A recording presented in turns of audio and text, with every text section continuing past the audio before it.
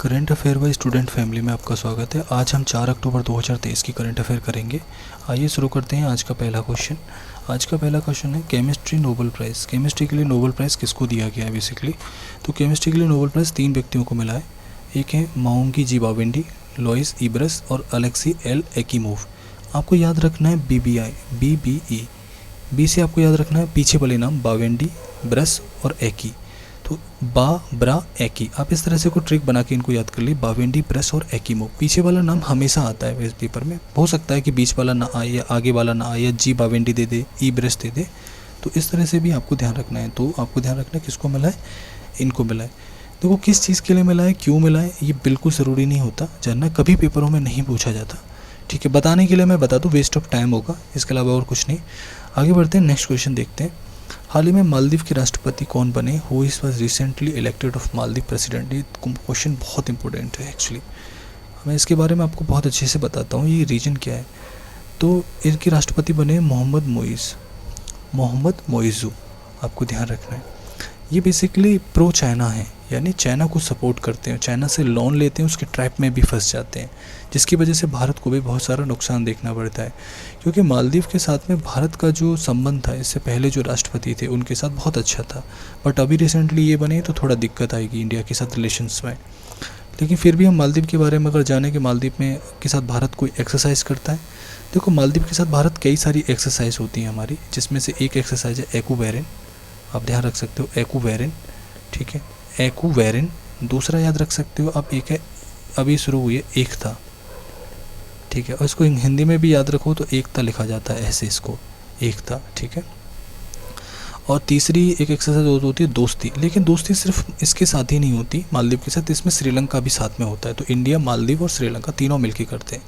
मालदीव की कैपिटल माले है, और अभी माले और इंडिया के बीच में एक ना क्रूज़ सेवा चली। क्रूज़ मतलब एक जहाज़ चलेंगे वहाँ यातायात के लिए।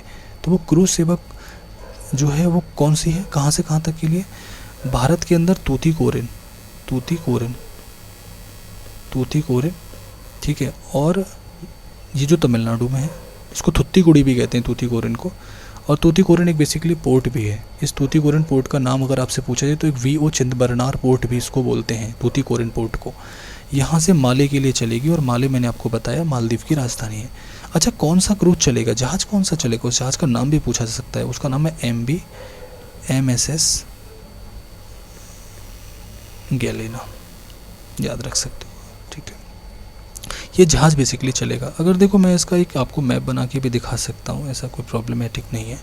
इसका जो मैप है वो इस तरह से बनेगा, वेट मैं बनाता हूँ इसका मैप।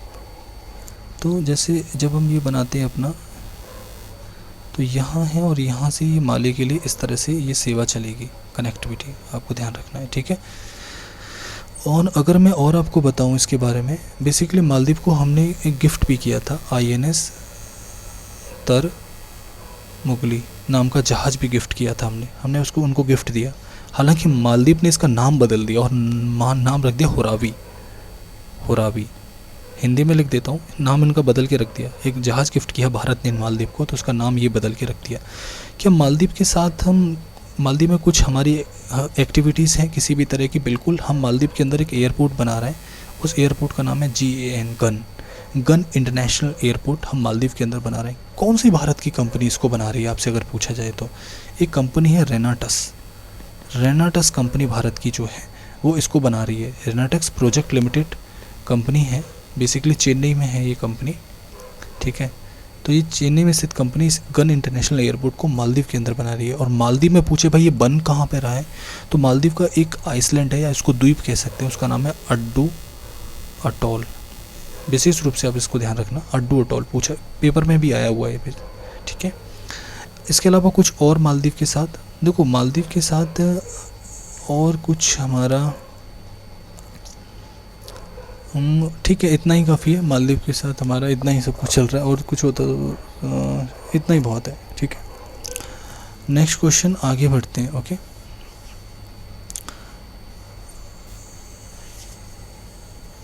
हाल ही में भारत की कौन सी शराब है जिसे बेस्ट शराब का अवार्ड जीता है? ये थोड़ा डिफरेंट क्वेश्चन है, बट फिर भी मैं आपको बताता हूँ। शराब है इंद्री। ये हरियाणा में बनाई जाती है। ये विस्की का एक प्रकार है बेसिकली, जो विस्की ब्रांड होती है ना विस्की, उसका ही एक प्रकार है विस्की का इंद्री, आपको ध्यान रखना है, ठीक है। इसके बारे में सिर्फ इतना ही याद रखना है, इसके अलावा और कुछ याद रखने की ज़रूरत नहीं है। हरियाणा के बारे में अगर आप याद रखना चाहो तो हर घर जल जो है उसमें हरियाणा भी शामिल हो गया है। कंप्लीट 100% घरों में उन्होंने हर घर जल पहुँचा दिया, हर घर जल 100% घरों में पहुँचा दिया। हरियाणा में ने पहुँचा दिया और पंजाब ने भी पहुँचा दिया, ठीक है। हरियाणा पंजाब दोनों ने पहुँचा दिया उत्तर भारत में। इसके अलावा ओके, और हरियाणा के अंदर अगर मैं बात, तो सुल्तानपुर नेशनल पार्क है, सुल्तानपुर, ध्यान रख सकते हो, सुल्तानपुर नेशनल पार्क हरियाणा में मिलता है।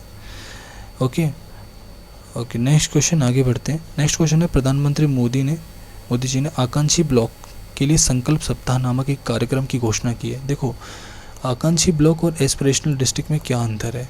भारत सरकार सबसे पहले एक प्रोग्राम लेके आई थी, आकांक्षी जिला। कौन सा? आकांक्षी जिला। आकांक्षी जिला में कितने, जो देखो आकांक्षी मतलब होता है जो बहुत ही पिछड़े ज़िले हैं और उनमें विकास होना है, तो उनको आकांक्षी जिला कहा जाता है। तो 117 टोटल भारत में है। अब भारत सरकार ने एक प्रोग्राम और लॉन्च कर दिया, आकांक्षी ब्लॉक कार्यक्रम, एस्पिरेशनल ब्लॉक। अच्छा, ये कब शुरू हुआ आपसे पूछा जाए तो ये जनवरी में शुरू हुआ था, 2023 में।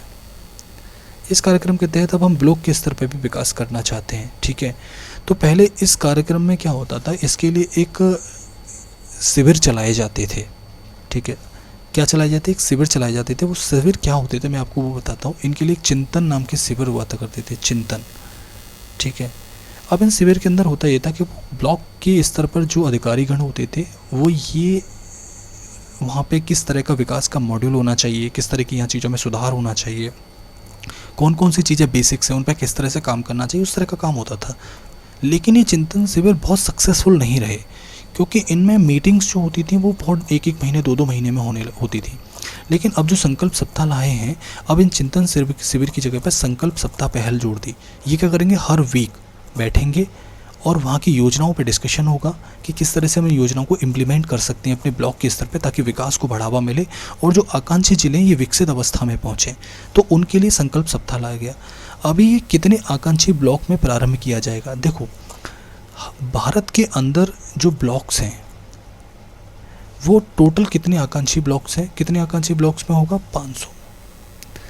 500 ब्लॉक में होगा। और ये 500 ब्लॉक कितने आकांक्षी डिस्ट्रिक्ट में हैं, जो आकांक्षी जिले हैं? तो ये टोटल है 329 डिस्ट्रिक्ट्स में हैं। 329 आकांक्षी जिलों के 500 ब्लॉक में ये कार्यक्रम प्रारंभ किया जाएगा। हमें सिर्फ इतना ही याद रखना है, ओके। और यूपी के अंदर आपसे पूछे कि भाई कितने हैं, तो यूपी के अंदर लगभग 13 आकांक्षी जिले हैं, ठीक है। नेक्स्ट क्वेश्चन, आगे बढ़ते हैं। भारतीय रेलवे ने वंदे भारत ट्रेनों के निर्माण के लिए एक कंपनी है, काइनेट रेलवे सॉल्यूशन। ये थोड़ा आपको ध्यान रखना है, ये काइनेट नहीं है, ये काइनेट है, सी नहीं है यहाँ पे। ये काइनेट रेलवे सॉल्यूशन कंपनी को 120 वंदे भारत ट्रेन बनाएगी। है भारतीय रेलवे ने इनको समझौता कर लिया इनसे कि आप 120 वंदे भारत ट्रेन बना के हमें दो, और ये मान गई कंपनी। तो ये पूछा, ये कंपनी एक्चुअल में है कहाँ की? ये कंपनी रशिया की कंपनी है। कहाँ की? रशिया की कंपनी है, और ये रशिया की कंपनी है, आपको ध्यान रखना है, ओके। अब इस कंपनी के साथ क्या हुआ है कि कितने करोड़ की डील हुई है, लगभग ये 120 करोड़ रुपए के आसपास में एक ट्रेन बना के देगी। तो आप आइडिया लगा लीजिए, 120 ट्रेन है तो कुछ इस तरह से होगा ये। अब इसमें होना क्या है, ये काइनेट रेलवे सॉल्यूशन जो है ये भारत और रूस की संयुक्त कंपनी है, ठीक है। ऐसे भी आप याद रख सकते हो, भारत और रूस ने दोनों ने मिलकर ये कंपनी को बनाया है, ओके। और 120 वंदे भारत ट्रेन ये कंपनी बना रही है। अब ये 120 वंदे भारत ट्रेन बनाने के साथ क्या करेगी, 35 साल तक उस ट्रेन का रखरखाव भी करेगी, इसका भी जिम्मेदारी इसको दी गई है, ठीक है। अच्छा, रसिया भी हाल ही में कुछ कारणों से न्यूज़ में था। रसिया का एक सिटी है बेसिकली, आपको ध्यान होगा, कजान। इसमें क्या होना है, ब्रिक्स समिट होगी। ब्रिक्स कहाँ पे, कौन सी? 2024 वाली ब्रिक्स समिट यहाँ रशिया में होनी है, ठीक है, ओके। चलो ठीक है, नेक्स्ट क्वेश्चन। और यहाँ पे कुछ और भी हैं, जैसे जापान है, जापान का एक शहर है नागोया, आपको बता देता हूँ नागोया। यहाँ अभी एशियन गेम्स फ़िलहाल तो हंगजाओ चाइना में चल रहा है, लेकिन 2026 वाले एशियन गेम्स कहाँ होंगे? 2026 वाले एशियन गेम्स कहाँ होंगे? वो नागोया में होंगे। और नागोया कहाँ पर है? जापान में है, ठीक है।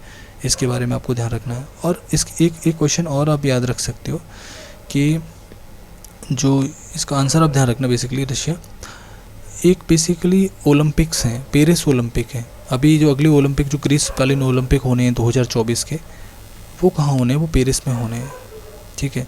और 2028 के कहाँ होने हैं? लॉस एंजल्स में होने हैं, लॉस एंजल्स, ठीक है। और लॉस एंजल्स आपको पता है कहाँ पर है? यूएसए में।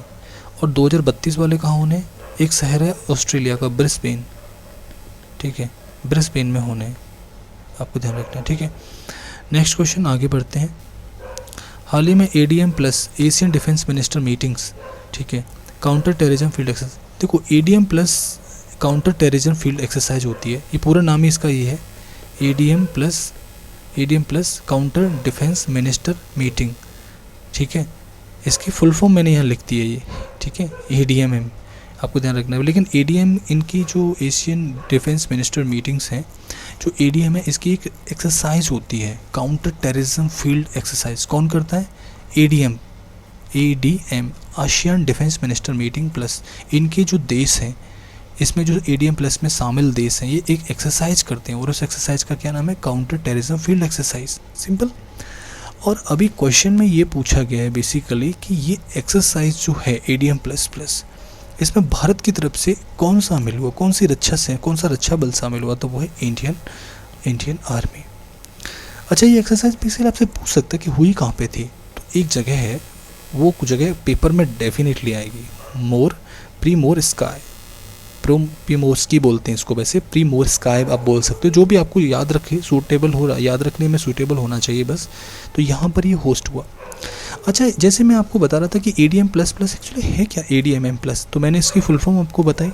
जैसा कि हम जानते हैं कि आसियान में कितने देश हैं टोटल? इस समय अब 11 हो गए, और इसमें 8 जो होते हैं ना, इसके डायलॉग पार्टनर हैं, इसमें डायलॉग पार्टनर, तो ये मिलके बनाते हैं ADMM प्लस, ठीक है।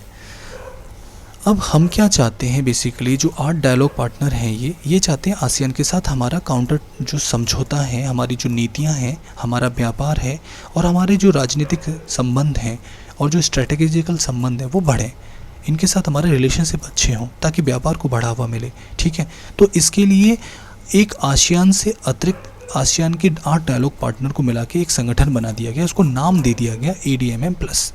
अगर आपसे पूछा जाए कि भाई 8 पार्टनर में हमारा इंडिया भी शामिल है, अच्छा इंडिया के अलावा कोई और शामिल है? बिल्कुल रशिया शामिल है। रशिया के अलावा कोई और? बिल्कुल चाइना है। चाइना के अलावा ऑस्ट्रेलिया है, न्यूजीलैंड है, न्यूजीलैंड के अलावा आपका जापान और साउथ कोरिया, ठीक है। इतने इसमें शामिल हैं, टोटल 8 शामिल हैं इसमें, 8 डायलॉग पार्टनर, ओके। और इसमें हाँ एक और रह गया, शायद US और रह गया, टोटल 8 हो गए। तो ये सारे मिलके आसियान देशों के साथ में जो अपने समझौते हैं, अपने जो व्यापार वाणिज्य को बढ़ावा देने के लिए जो ये इस तरह की एक्सरसाइज करते हैं, ये एक्सरसाइज का नाम होता है कि हम साथ हैं। एक्सरसाइज इसलिए होती हैं कि आपस में रिलेशनशिप को भी मजबूत किया जा सके और अपनी सेना का सैन्य प्रदर्शन भी किया जा सके, दोनों। अच्छा, आसियान के अंदर जो 11 हैं टोटल, इसमें 11वां लेटेस्ट बना है मेंबर, उसका नाम है तिमोर लेस्ते। तिमोर मैं लिख देता हूँ, क्या नाम है? Timor Leste, TIMOR, Timor Leste 11वां मेंबर है, ठीक है। अच्छा, ये आसियान के बारे में बात चली रही है, तो मैं आपको बताता हूँ कि आसियान की बैठक बेसिकली कहाँ होगी। अभी जैसे कि आसियान की बैठक 2023 में कहाँ हुई आपसे पूछे तो इंडोनेशिया में हुई। इंडोनेशिया में कहाँ हुई? बिल्कुल याद रखने की ज़रूरत नहीं, इंडोनेशिया काफ़ी है। अगली कहाँ होगी 2024 वाली? ये लाओस में होगी, ठीक है। LAOS, लाओस की फिनोम बना कैपिटल भी है। इसके अलावा आपको क्या याद रखना है इसमें आसियान के बारे में? आसियान के बारे में इतना काफ़ी है, ठीक है। नेक्स्ट क्वेश्चन आगे बढ़ते हैं। विश्व हृदय दिवस कब मनाया जाता है? क्वेश्चन है सीधा 29 सितंबर। ये 29 सितंबर को विश्व हृदय दिवस मनाया जाता है। इसकी इस बार थीम भी पूछी जा सकती है, use hurt, HERT, use hurt know that, no hurt, use hurt no hurt, यानी कि अपने हृदय का प्रयोग करो, उसको जानो, ठीक है। इसकी थीम है बेसिकली। नेक्स्ट क्वेश्चन आगे बढ़ते हैं। हाल ही में एक महिला है सेलेस्टे सालो, ये महिला का नाम है सेलेस्टो साउलो, हिंदी में लिख देता हूँ मैं, हिंदी में वैसे सेलेस्टे साउलो, इंग्लिश में याद रखो तो ज़्यादा अच्छा है। ये महिला बेसिकली है कहाँ की? अर्जेंटीना की महिला है। विश्व मौसम विज्ञान संगठन, जो मैं भी आपको 3 अक्टूबर की वीडियो में मैं बता रहा था, विश्व मौसम विज्ञान को बोलते हैं वर्ल्ड मैरीटाइम ऑर्गेनाइजेशन। इसकी पहली महिला महासचिव बनी है, इसकी अध्यक्ष बनी है, पहली महिला अध्यक्ष है इस संगठन के बारे में बताऊं तो। अब इसकी जो अभी महासचिव बनी है बेसिकली, तो ये कहाँ की है, अर्जेंटीना की। अब से डेफिनेटली क्वेश्चन पूछा जाता है, कोई भी महिला अगर किसी बड़े पद पर पहली बार बैठती है तो वो क्वेश्चन डेफिनेटली आता है। क्वेश्चन पूछा जाएगा सेलेस्टे सालो कहाँ की हैं, जो भी विश्व मौसम विज्ञान संगठन की अध्यक्ष बनी। इसका हेडक्वार्टर मैंने आपको बताया था कि वर्ल्ड मैरीटाइम ऑर्गेनाइजेशन जो है इसका हेडक्वार्टर लंदन में है, ठीक है। लंदन थेम्स नदी के किनारे है, ठीक है। और लंदन किसकी राजधानी अगर आपसे पूछे तो इंग्लैंड की राजधानी है, और ब्रिटेन की भी राजधानी लंदन ही है, ठीक है। ओके, अब जैसे यहाँ पे आपने एक चीज़ दिख रही होगी, यहाँ पे दो नाम आपको और दिख रहे हैं, पेरू और बोलीविया। जैसे कि जब मैं साउथ अमेरिका का या दक्षिण अमेरिका का अगर मैं मैप बना के आपको दिखाऊं, तो ये मानो कि ये दक्षिण अमेरिका का मैप है, तो इस जगह पे ये पेरू है और इस जगह पे ये बोलीविया है। इन दोनों के बीच में यहाँ पर जो मैं अभी आपको रेड कर रहा हूँ, यहाँ पर एक लेक है। ये लेक बहुत इंपॉर्टेंट है, कई पेपरों में पूछी जाती है। टिटिकाका झील, टिटिकाका झील। इधर तो आपका बोलीविया है, ठीक है, बोलीविया, और इधर आपका पेरू है। इसके बॉर्डर पर मिलती है आपको ये लेक, ठीक है। विशेष रूप से ध्यान रखना, ये लेक कई बार पूछ भी गई है, लेक टिटिकाका, ओके। और ये को यहाँ पर आपको पता होगा कि साउथ अमेरिका में यहाँ ना पर्वत श्रृंखला पाई जाती है, इधर साइड में इसको एंडीज पर्वत श्रृंखला कहते हैं, जो विश्व की सबसे लंबी पर्वत श्रृंखला है, ठीक है, विश्व की सबसे लंबी। और आपसे पूछा जाता है कि इसकी सबसे ऊंची चोटी कौन सी है, कई बार क्वेश्चन भी आया। अकांकागुआ, कौन सी है, अकांकागुआ। ये अर्जेंटीना और चिली के बॉर्डर पर है। अकांकागुआ अर्जेंटीना और चिली के बॉर्डर पर है। इससे मुझे याद आ गया कि अर्जेंटीना में घास के मैदान पाए जाते हैं, उनको क्या बोला जाता है, पंपास। ये शीतोष्ण कटिबंधीय घास के मैदान होते हैं। और ब्राज़ील में जो घास के मैदान पाए जाते हैं उनको बोला जाता है कंपास, ठीक है, दोनों याद रख सकते हो, ठीक है। और देखो, पेरू और चिली के बॉर्डर पर एक डेजर्ट पाया जाता है जो गर्म मरुस्थल है, बेसिकली गर्म डेजर्ट है। आपको पूछा जा सकता है कि उस गर्म डेजर्ट का नाम क्या है, ठीक है। जैसे कि मैं अगर इसको मैप बना दूँ, बेसिकली मैप कुछ अच्छा नहीं बना, चलो मैप अच्छा ही बनाता हूँ। अगर मैं मैप साउथ अमेरिका का बनाता हूँ तो कुछ इस तरह से बनेगा। तो थोड़ा छोटा पड़ रहा है यार, बेसिकली ना मैप थोड़ा छोटा पड़ रहा है, इसमें छोटा ही बना देता हूँ, ठीक है। तो इस जगह से पर जो एक डेजर्ट पाया जाता है उसको बोलते हैं अट्टाकामा डेजर्ट, ठीक है। अट्टाकामा ये गर्म मरुस्थल है बेसिकली, अट्टाकामा डेजर्ट, ठीक है। इसके बारे में आप ध्यान रख सकते हो। और यहाँ पर ना इसमें एक लिथियम ट्रायंगल भी पाया जाता है। क्या पाया जाता है, लिथियम ट्रायंगल, ठीक है। लेकिन लिथियम ट्रायंगल के बारे में क्वेश्चन पूछा जा सकता है कि लिथियम ट्रायंगल किस किस में पाया जाता है। तो देखो, एक चिली है हमारा, चिली, और ऊपर की साइड में जाएंगे, थोड़ा इधर की साइड में हटेंगे तो अर्जेंटीना है, इधर की साइड में थोड़ा साउथ में, ऊपर की साइड में जाएंगे तो बोलीविया, बोलीविया, बोलीविया, और इधर है अर्जेंटीना, अर्जेंटीना। इन तीनों को मिला के एक लिथियम ट्रायंगल, विश्व का सबसे ज़्यादा यहाँ लिथियम का भंडार है इन तीनों देशों में, इसीलिए उन तीनों देशों को लिथियम ट्रायंगल में शामिल किया जाता है। आपको ध्यान रख सकते हैं उसके बारे में, बिल्कुल। और चिली के बारे में अगर याद रखें तो चिली की कैपिटल है सेंटियागो। और अगर आप बोलीविया की कैपिटल के बारे में जानना चाहते हैं तो बोलीविया की कैपिटल है लापाज। एंड सुक्रे भी है, दो कैपिटल है इसकी, La Paz and Sukre, okay. And Argentina के बारे में मैं बताता हूँ आपको कि अर्जेंटीना की जो कैपिटल है वो है शायद ब्यूनस आयर्स है, ब्यूनस आयर्स, ब्यूनस आयर्स, ठीक है। इसके बारे में ध्यान रख सकते हो। और ब्राज़ील के बारे में तो आपको पता ही है, ठीक है। और इसके अलावा कुछ और, अगर ब्राज़ील की कैपिटल पूछे तो ब्राज़ासिला कैपिटल है, ठीक है, आप इसका ध्यान रख सकते हो। ओके, नेक्स्ट क्वेश्चन आगे बढ़ते हैं। भारत की तरफ से विश्व मौसम संगठन के 3 उपाध्यक्ष, देखो मैंने अभी हाल ही में अभी बताया आपको पिछले क्वेश्चन में, वर्ल्ड मैरीटाइम ऑर्गेनाइजेशन, इसका एक तो महासचिव होता है जो सेलेस्टे सालो भी बनी है, लेकिन इसके 3 उपाध्यक्ष भी होते हैं, डेप्यूटी सेक्रेटरी भी होते हैं। अब 3 में से एक भारत का बन गया, जो हमारे लिए बहुत उपलब्धि की बात है, और ये हमारे लिए सबसे बेस्ट मोस्ट इम्पोर्टेंट क्वेश्चन बनता है कि भाई भारत का भी चुन लिया, कौन है, उनका नाम है मृत्युंजय महापात्रा, मृत्युंजय महापात्रा। इनको जगह मिल गई है वहाँ पे। आपको ये क्वेश्चन हाईलाइटेड है, बहुत 100% ये क्वेश्चन आएगा पेपर में, इसको आपको ध्यान रखना है। आज के लिए सिर्फ इतना ही। Thank you so much guys. अगर आपको वीडियो पसंद आता है तो प्लीज़ लाइक एंड शेयर